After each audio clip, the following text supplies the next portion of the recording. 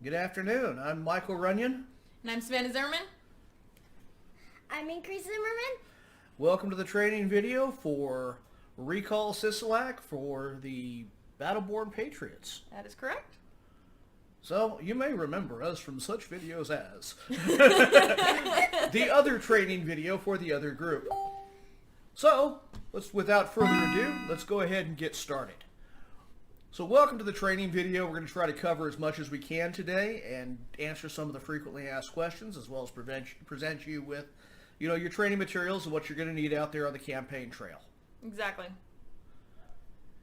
So we need to remember that this is a nonpartisan effort. Regardless of how you feel in the presidential election, regardless of how you feel in the local county election, regardless of how you feel anywhere, it's nonpartisan. We have one job only. That is to recall Governor Sisolak. Right, so if you are a Trump supporter, then we're going to have to ask that you leave any Trump gear behind because, like we said, we are nonpartisan, so we don't want to turn away anyone because we don't want them to think this is an only Republican thing or only, I don't know, whatever your group is. Regardless, if you're wearing Biden gear or if you're wearing Joe Johnson gear, right. Leave it at home. This is we have one mission, and that's to recall the governor.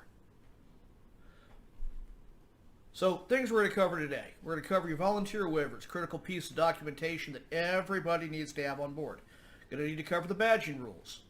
The other rules of behavior, we're going to cover how you get into a public building and get space there. We'll talk about the recall manual. We'll talk about the critical element of being polite, be professional. And we're going to cover some frequently asked questions. You want to swap the slides? You want to swap it to over there so I can see it? Yeah, let's swap it over here just so you can actually see what we're talking about. Sorry. No, I'm glad Savannah's here because, I'm old and senile. No. They're not. So, here's our volunteer waiver. It's a critical piece of documentation. You've got to have one of these in order to be a volunteer.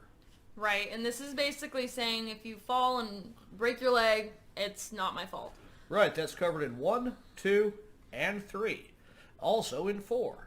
Mm-hmm. And finally, it also grants photographic release, which means you grant the group, Battleborn Patriots, the right to be able to photograph you, use you in the promotional materials, etc. If you don't agree with that, go ahead and just line that puppy out, and that's okay. But in general, you're providing that release. Right, and so when you sign it, you're going to put your signature down there. If there's someone under the age of 18, we're going to go ahead and cover this. They can't collect the signatures, but they can still help volunteer by, handing out flyers, making sure people have pens, helping set up, things like that. So if you have someone under the age of 18 helping, you'll have to sign for them. Then you'll want to print your name, the date, your email address, and phone number. That's just so we can contact you. County and zip code. That way we also know where you are so that we make sure this gets to the right county leader. So, badges. We don't need a stinking badges. Actually, you do. You need a badge. You've got to be able to identify yourself. People are not going to talk to you unless you have official identification. Right. And that's going to get issued by your county lead. Yeah. And there's no exception to this, and I was probably the worst offender in the first recall, where I couldn't find my badge half the time.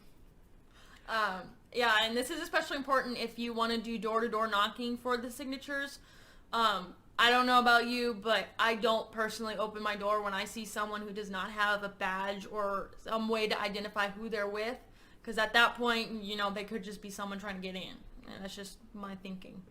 Yep, so make sure you have your badge from your county lead. Make sure you wear it, know where it is, and keep it on you when you're out there gathering signatures. So, some critical rules. These are really important questions. Yes. You got to have all of these answered for every person who wants to sign, because this is what determines their eligibility. Right, so you have to ask them first if they voted in the 2018 election where the governor won. Now, a lot of people get confused here and they think the 2016 election, but that was presidential. We're talking about the 2018 election. So then if they answer yes to that, you ask them if they voted in this county. And whatever county you're in, that's obviously the county they had to have voted in. They can answer this two ways. If they answer yes, then you ask them if they're still registered in this county. If they answer yes to all three of those questions, they can sign a regular petition. If they answered no to the second question, I would then ask them what county they did vote in. And then when they answer, let's say someone here in Nye wants to sign, but they voted in Clark County in 2018, maybe they lived there.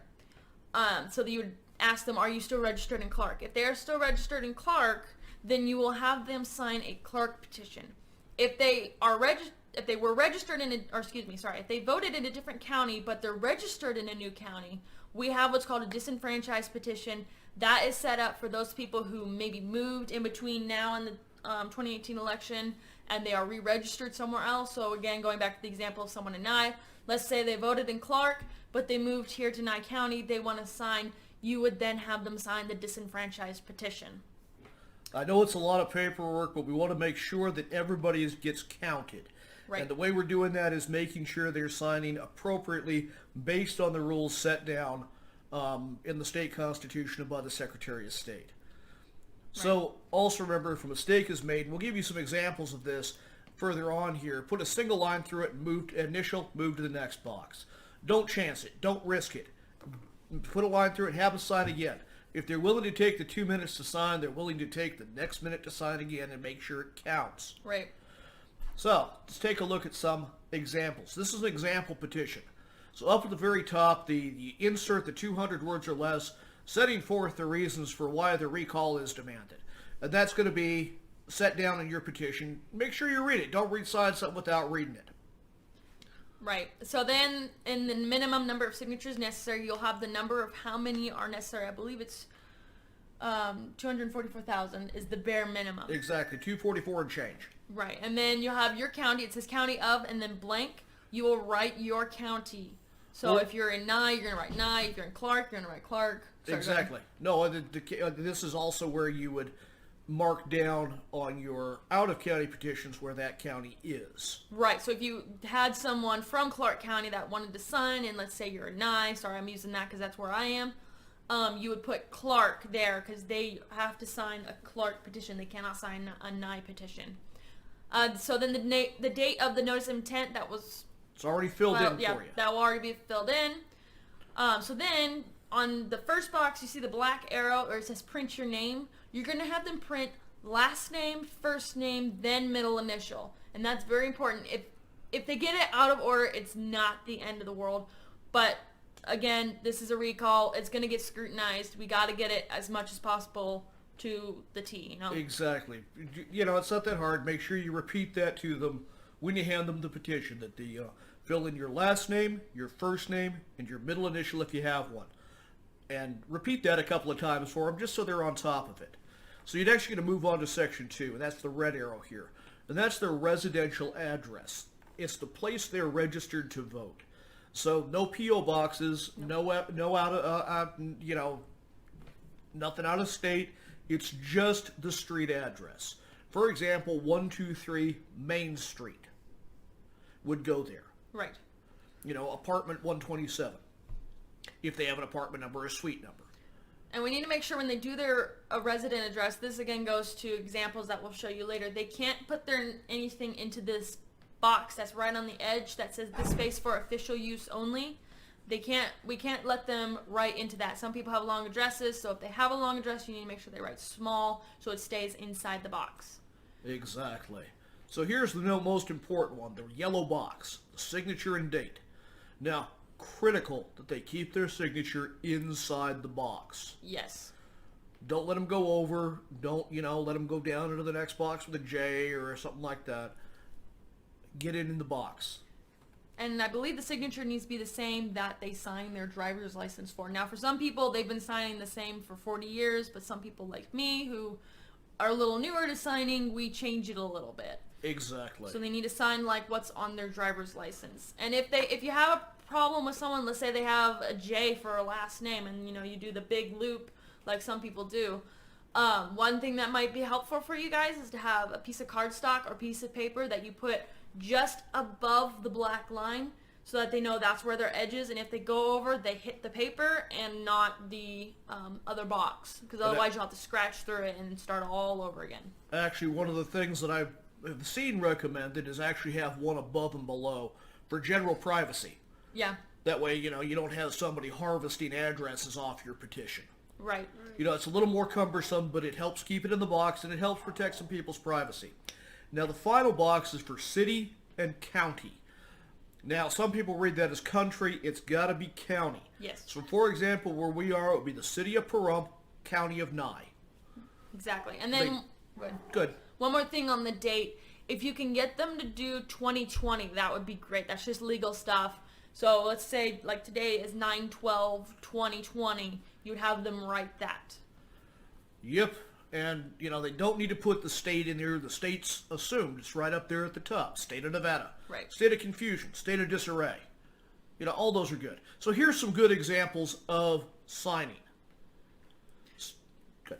So this first box, John did a very good job. Everything is in the boxes. He did his last name, first name, middle initial. Then he did his street address and just the street part. Then he signed it, kept keeping it in the box, dated it. Reno, he put his city as Reno and county as Washoe. So we move on to the second box. This is not preferred, but it's still acceptable. It's what we're talking about, where John put his first name first, not his last name first. But that's the only error he made. So that is an acceptable signature box. It does still work. It's not preferred, but it still works. All right, in box number 3, he still did pretty good on everything. The only thing is his J is touching the line, and like it says, we prefer this not to happen, but if that's the only thing that went wrong, then it will still be accepted. Now note it's touching the line, not goes over, but touching. Right. If it goes over, we're going to be on this page here of, number 5. He went over the line. It's an unacceptable problem. And his date goes across the line. So make sure that, you get those 2 critical elements completed. So let's go back up to number 4 there. And one more thing, sorry, I'm going to interrupt you. Oh, carry on. At the end of the line, when you scratch through it, make sure they initial. That's just, again, another legal thing. So just have them initial right there. So it's basically saying, I did see this scratch through, and then they sign somewhere else. Exactly. Now, when you're turning this puppy in, you've got to scratch out all the empty boxes on an incomplete petition. Because what that does is when you have them notarized, the notary is saying, okay, yea, verily, I went through this and saw that all of this was filled out, every line was completed, and you can't sneak a signature in. Right. We don't want to be accused of sneaking it in after, the petition deadline or when we got them notarized. The other thing that goes with that is leave the staple in place. Yes. Because we don't want these, anybody to have any reason to believe we snuck a page in. Right, and before you turn these into your county lead on the 45th and the 44th and 88th day, wow, I can't even speak, you will want to copy it in black so we know which is the copy, which is the original, so that if there's any questions, so when you go to copy it, you copy the first page, then you flip that page behind, leaving the staple in. Exactly. And make sure you do copy it because we don't want anything to get lost in transit. Right. So this here's our next section. Every public building in the state of Nevada by NRS is required to provide you with some place to gather petition or to gather signatures. It may not be the best place in the world, but it's a place. Right. So what you're going to do when you're going to go to a public building, you bring this form with you and you bring your copy of the NRS, which we're going to provide you. So what this is a permission slip. And they may even have a release of liability that goes with this. So I've seen that happen before. You're going to want to have this paper with you the entire time that you are there on that site. So, Exactly. If you have John Smith sign this off, say, yeah, you can be here. And, Jane Thompson shows up later in the afternoon as the replacement supervisor, says, why the heck are you here? You can say, well, I got permission from this guy to be here. Exactly. And when you do this, if more than one person's going to be at this, let's say you have it for a week. You have this one spot for a week. Make sure each person has at least a scanned-in copy of this so that they can show it and say, hey, this is preferably a hard copy, but if the only way you can have access to them is via email, then a scanned in copy will work. That way they can show the supervisors as they come and go, hey, no, we have permission to be here for a week. And then also make sure you get a hard copy to your county lead so that they know where you're going to be, so that they can be there for help. Let's say you get questioned, you show them the proof, and they go, well, no, you still can't be here. Your county lead can go, no, per the NRS, and help you out there. Exactly. This is just covering our tail ends, making sure you guys are safe there. Now, you're also going to make sure some places are really demanding that you have one for every day that you're there. And that's all right. Just, make enough copies to have with you for that day. So here is the actual NRS, and you'll be provided with this. It's NRS section 293.127.565, excuse me. So make sure you're following this to the letter. They're going to want to look for a reason for you not to be there. Right. Because they are government employees. They are employees of this governor or employees of the county. So make sure that you have this and that you're following it. Make sure that you're on top of this and you can show them this NRS. Exactly. So you'll also be provided through this download here, the recall manual for the state of Nevada Recall Guide 2020. And what this is the playbook. This is the rules. This is that employee guideline that you're supposed to be following. Exactly. And I recommend, this is personal preference, but I recommend you print it out and have it with you at all times. Because when you're first starting out as a volunteer, people are going to ask you questions and they're going to go, well, why can't we do it like this? Why can't we just impeach him? Well, you got to be able to kind of tell them. So you may not know the answer right off the top of your head, but you can go, you know what, let me show you in the recall guide, or look it up real quick and go, that's why. Because I know the first probably month I did this, I had so many questions thrown at me. I actually went into the recall guide, I had it with me, and I highlighted everything that I thought was important so that I could go back. I could think, okay, that was on page 9, I forget what section, here it is, and it was highlighted for me so that when someone is asking me a question right then and there, I could pull it up. Now I'm going to tell you, if you suffer from insomnia, this manual is the cure. Yes, it is. It is legalese, it is slow reading, but it is important. These are the rules we have to follow. At least it's short. Pretty short. So, some general rules for taking Nevada back. Things that we want you to be following. Things that are critical. These are our policies. So, number 1, be polite, be professional.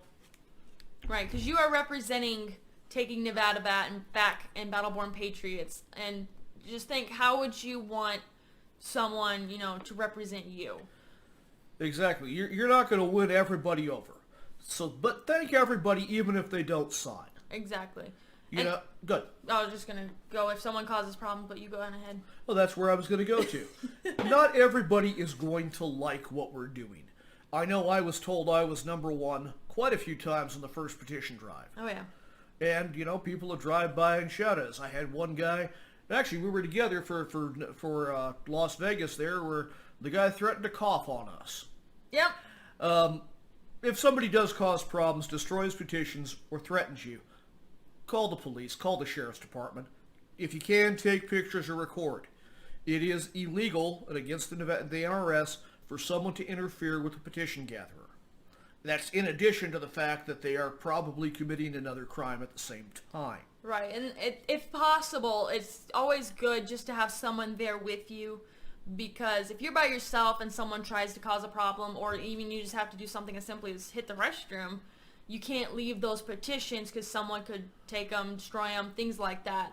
So if possible, have a friend, coworker, I don't know, someone who can come hang out with you, spouse, whatever. Yeah, reach out to your county lead, see if you have enough available volunteers, and do it as a team of 2. Exactly.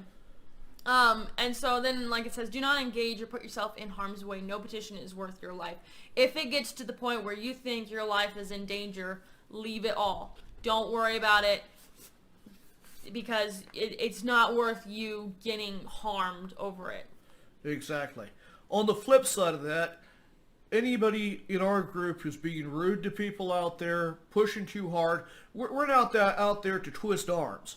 We're out there to ask people to sign. Right. No, arguing aggressively, etc.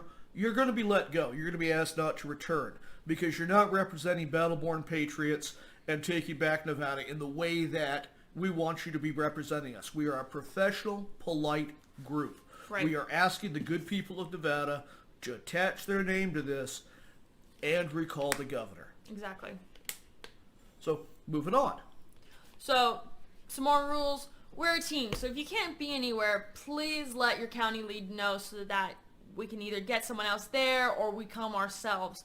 I know emergencies happen, so just give them a call. I would recommend having your county contact info maybe up on the refrigerator or in your phone already so you can get to them really quickly.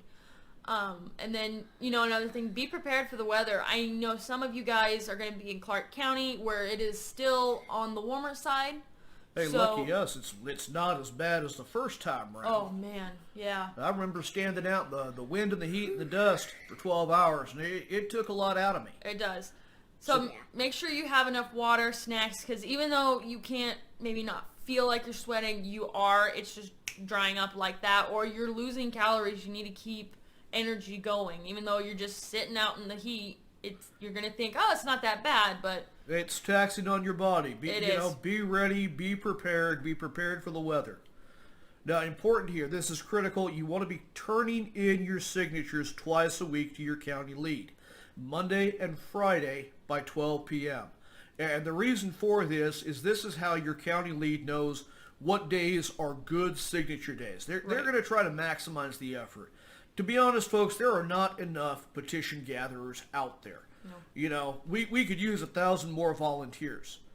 We could use 10,000 more volunteers. Oh, yeah. But we don't have that. So we need to be putting our people where they're getting signatures. So make sure you're turning in Monday and Friday by 12 p.m. Right, and your Monday turn-in number is going to be for Friday through Sunday. So if you, let's say, started collecting Friday and Sunday over the weekend at an event that was there, you're going to turn in those signatures on Monday. And then Friday, your turn-in number will be for Monday through Thursday. So if you're collecting through the week, you will turn those in on Friday. And like Mike said, that's just so that the county leads know what are the hot spots. Because there's going to be spots where weekends are perfect for the for signature days. And sometimes it's going to be Monday through Thursday. So it'll help them. And also pay attention to the times that you're getting the signatures. Just mentally, so that when you're going out there, and I use fishing metaphors, when you're going out there and dropping a line, when is hot. Like, for example, I found that, hardware stores were hot up until noon. After 12, I got nothing. Right. Because everybody's going out there to get their building materials before the day gets hot. Right. But if you're near a food truck, lunchtime is a great time for signatures. If you're hitting churches, right after services. Right. So be aware there are other petition groups out there. And we're not going to say anything negative about them. They're doing what they think is right.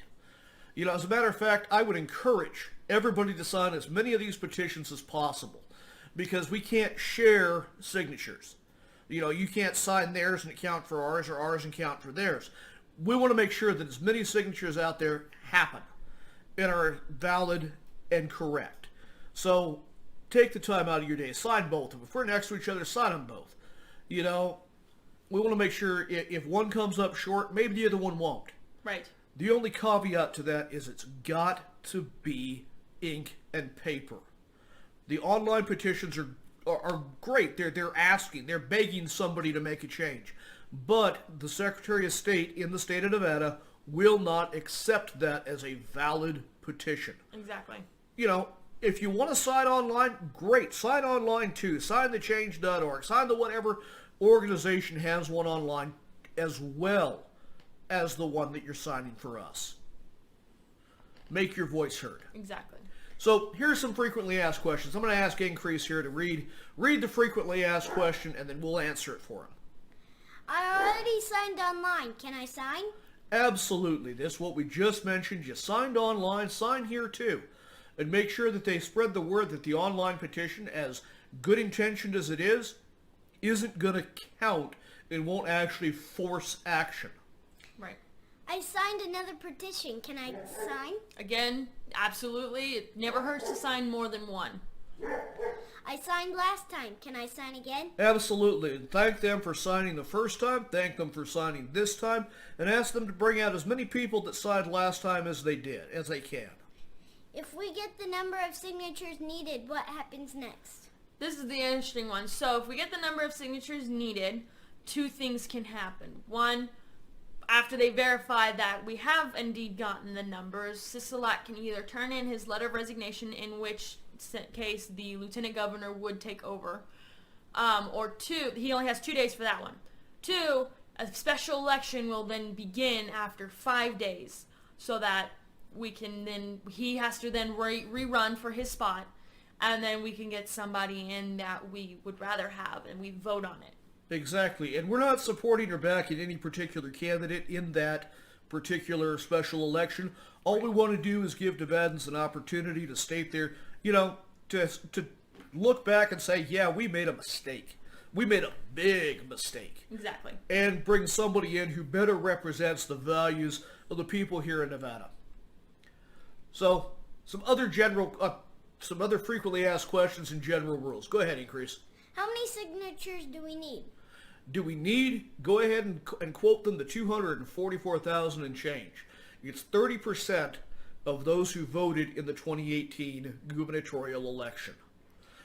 Now, we want a lot more than that.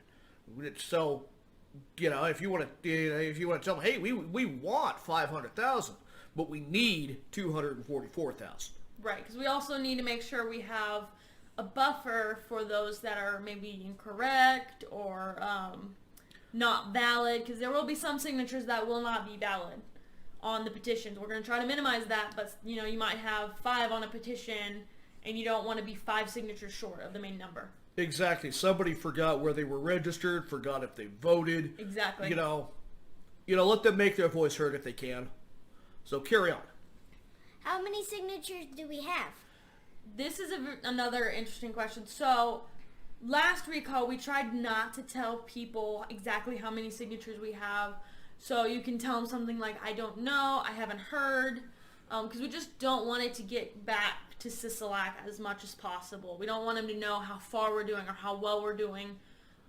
In a sense, you almost want him surprised. Right. I would talk to your county lead about maybe a good response, or like I said, you can go, I don't know, I haven't heard, or, we're doing pretty good. Well, one of my answers, my favorite answer to this question is, I don't know what the people upstairs have. I know I have X. That's what I have. Yeah. That's a good answer that, answers their question, and you may not know how many we have total. So just go with that. Right. I moved after 2018. Can I sign? Yes, that goes back to the disenfranchised petition. So if you moved after you voted in the or if you have someone who moved after they voted in the 2018 election, you would have them sign the disenfranchised petition unless they are still registered in their county. I ran into a few people who did that. They moved, but they were still registered in their original county. They hadn't re-registered.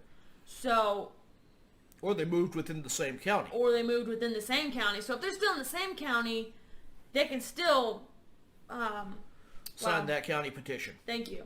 They just obviously would have a different address, and make sure that they do the address that they are registered on.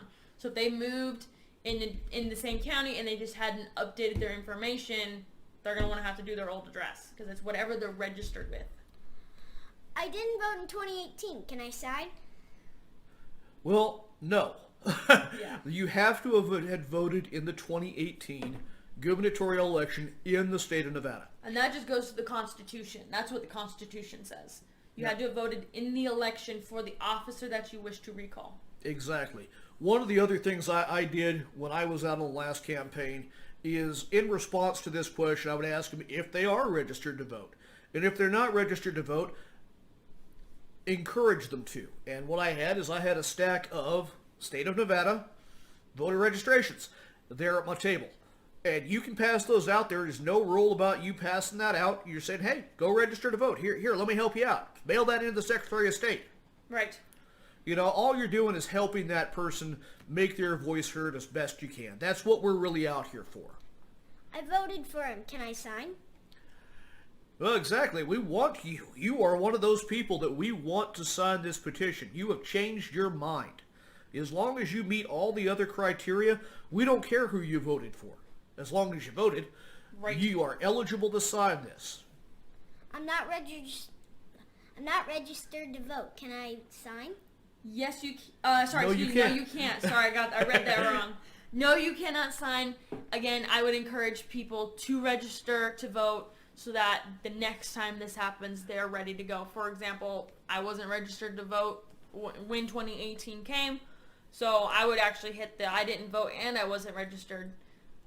So I definitely couldn't sign. And like I said, the best solution you have to this one is to have that stack of voter registrations ready to go. Exactly. You say, hey, I don't care which box you check down there under party preference, but register. Get your voice heard. So if you've got any further questions, it's important to ask. Make sure you get an answer. Visit us at takingnevadaback.com. It's also the place where you'll find all of the documentation that you need. Your county leads, the emails for your county leads, the contact information you need. It is a great resource. There's also the Facebook page. I believe that's also under Taking Nevada Back. I believe so, yes. And they have it for each county as well. Exactly. That's where you'll get your county information. There's a YouTube for it now. Mm-hmm. If you've got good videos of you out there doing it, make sure you send that in to Taking Nevada Back so that they can get that posted to the YouTube channel. I believe they've even got a Twitter going now. Yes, they do. So it's important to get out there and make sure you have all the right information. Right. And I want to personally thank you for spending your time trying to fight back for the state of Nevada. Right. It definitely does not go unnoticed. It's very much appreciated. And I know, speaking for county leads, I was previous Nye County lead, and every volunteer was definitely appreciated. They worked their rear ends off, and they did a fantastic job. So I want to again thank you for sitting through this long and boring training and covering all this great information with us. If you have questions, make sure you get them answered. Exactly. You have a question. So, I heard earlier that I'm not able to collect signatures, but I want to help. So, what can I do? Well, you can do everything but touch that petition. Exactly. You have to be 18 in order to get the petition notarized. And one thing we didn't go over was the notary page. That's a good point. It's pretty self-explanatory. The only caveats are whatever county you get the petition notarized, you need to make sure you put that in the county of spot, because there's going to be a county of blank like on the pages of the petition, and you're not going to put the county that the petition's for if it's out of county. So again, exactly. Using Nye, let's say I had a Churchill County, I'm not going to put Churchill on that county spot, and your notary should help you depending on where you go. You would want to put, in my case, Nye, so that, because I got it notarized in Nye, so then there'll be a spot for your name, your address, how many signatures are there. You can have that filled out before you go to the notary. In front of the notary, you're going to want to sign it. They will obviously check it, see how many signatures, write it down in their book. They'll turn it to you and say, okay, go ahead and sign it. You will sign that in front of them, and then you will, they will sign that themselves. And then, so you're going to want to make sure that is notarized and everything's, everything's completed to the best of your knowledge. Thank you. Sorry, I blanked Not out a on my problem. words. Hey, that's why we're a team. That's why you have Exactly. more than one person at your signing spot. That's why you work as a team. Because no one person can do this. I tried. Oh, yeah. I tried no. desperately last time, and I burned myself out real good. Yep. It is hard. So you're going to want to make sure it is all ready to go before the 45th day. Your county lead, I would talk to your county lead about when they want them back, because some of the out of counties are going to have to go back about a week in advance, sometimes 2 Right. weeks in advance. So talk to your county lead and see when they want them in, because they have to turn them in. And I don't know if we have any county leads on here, but you're going to want to make sure you talk to state lead about the turning in process if you need to. Exactly. Remember, the mail is slow. Yes. It takes a while. Yes, Young Increase, you have a question. So, if I do want to help, and I can do everything except help collect signatures, do I have to sign a waiver? No. No, you can't sign because you're under 18, but your parent or guardian would have to. Yes. And we need to have that on file before anybody on there is, whether you bring your infant, you need to have a waiver on file. It's just to protect you and to protect the group. Right. To make sure everything is squared away. So I'd still have my own waiver. Yes, I you would sign. absolutely have your own waiver, but your parent or guardian would sign for you. Right. Got it. So, like I said, if you have any further questions, go ahead and contact Taking Nevada Back at takingnevadaback.com. And there are no stupid questions when it comes to this. Ask whatever you need to ask. Actually, I would say the only stupid question is the one you don't ask. Even better. So, I'm Mike Runyon. I'm Savannah Zimmerman. I'm Ingrid Zimmerman. Thank you for watching. You have a great rest of your day, and thank you for volunteering. Yes.